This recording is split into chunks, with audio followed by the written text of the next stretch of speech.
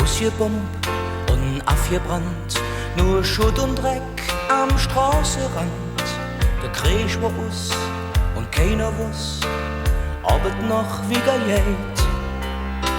Aber irgendwie ging es dann doch, und wenn es Sinn macht, in einem Kellerloch, ein bisschen lachen, Wolf geht drüber weg, komm denkend dran zurück und wieder fast laufend nach uns zu, wie für 40 Jahre.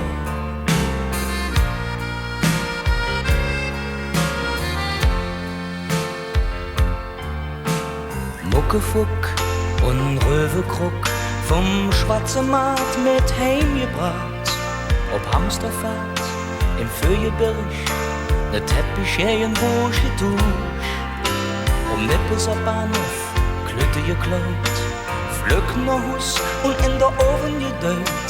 Der Schmitz nebenan hätt schwarz gebrannt, und wenn der Schmitz dat Hüt noch weiß, dann fiel der fast gelacht nach und zu, wie für 40 Jahre. Fiel der fast gelacht nach und zu.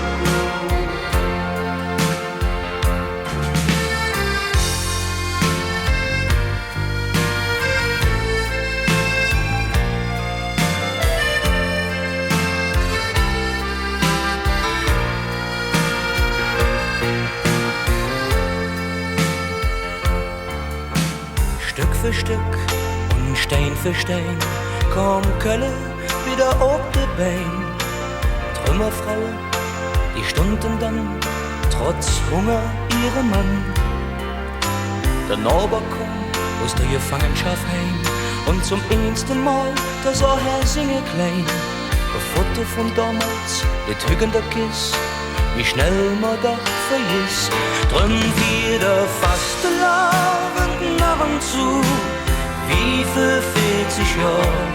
Wieder fast laufend nach und zu.